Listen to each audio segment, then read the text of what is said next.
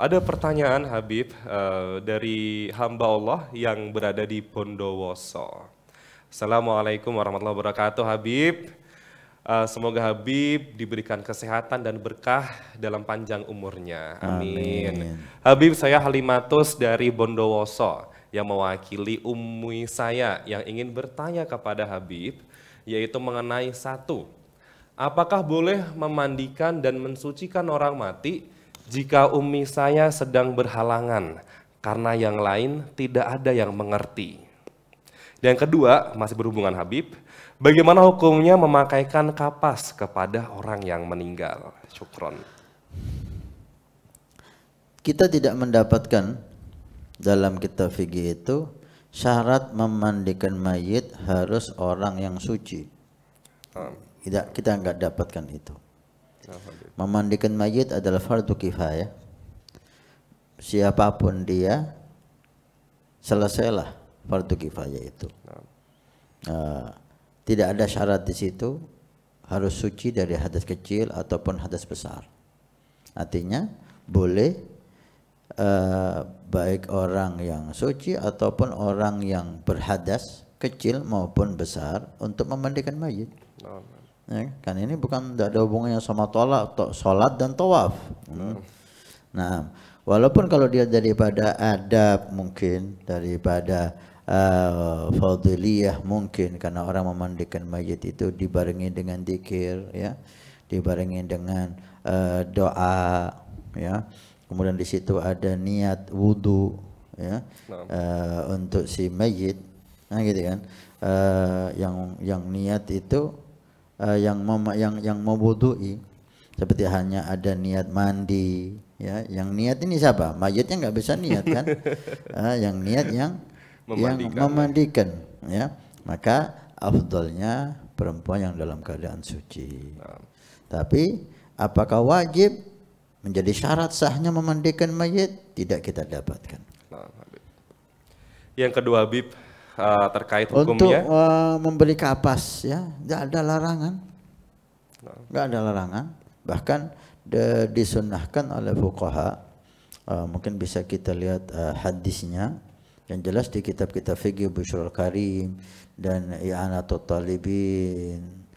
Itu disebutkan bahwa sunnah kita kasih kapas yang diberi minyak harum, minyak wangi, yang minyak wangi yang bagus di tempat-tempat sujud, ya, dahi tempat sujud kan ini, kemudian dua telapak tangan, kemudian dua lutut dan dua jari-jari kaki sebagai bentuk penghormatan bahwa ini anggota badan yang digunakan sujud kepada Allah Subhanahu wa taala.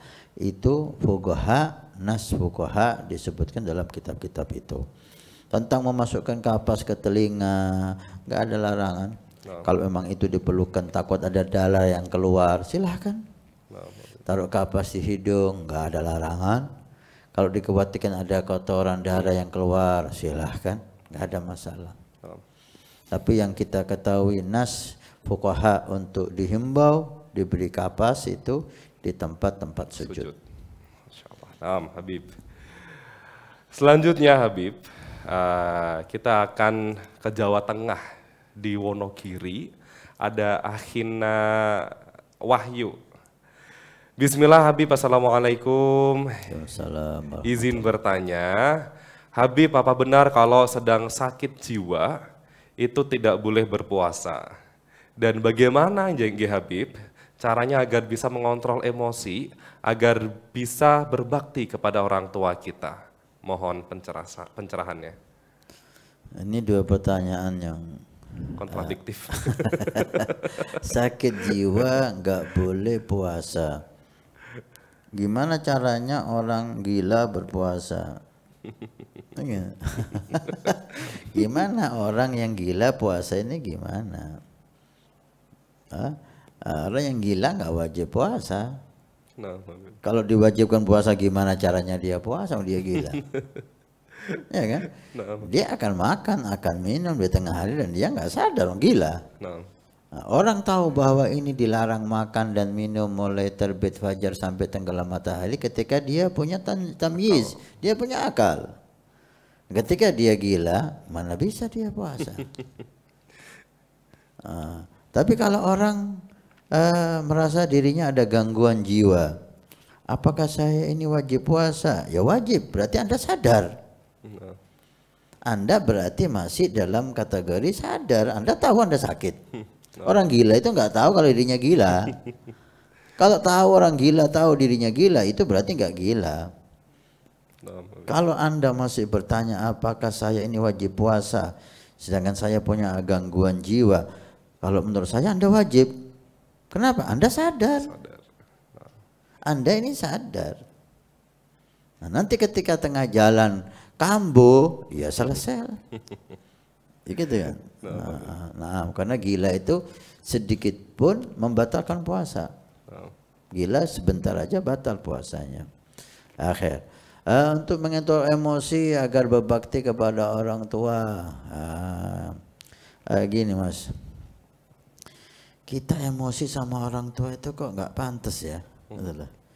Pertanyaan ini nggak pantas ditanyakan kepada anak, dari anak untuk orang tua gitu.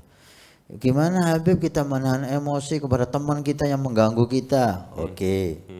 Gimana Habib cara kita menahan emosi tetangga kita, teman kantor kita, bos kita yang selalu kasar sama kita?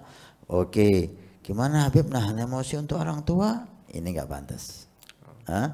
Kalimat emosi kepada orang tua ini nggak pantas untuk diucapin.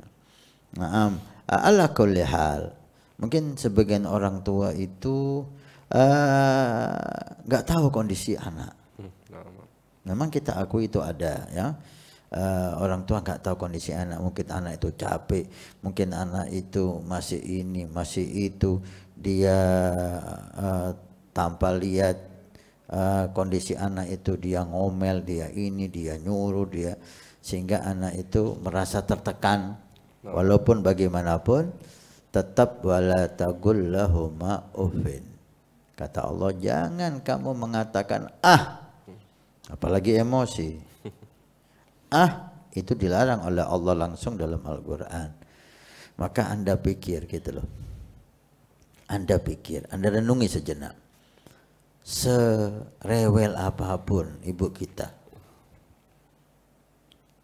masih lebih rewel kita waktu kecil. Kita tahu waktu kita kecil gimana ibu kita.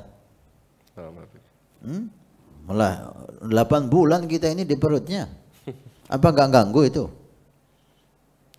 Kuat Anda menggendong ibu Anda 9 bulan? 9 bulan di perut ibu kita. Dan dia nggak pernah mengeluh.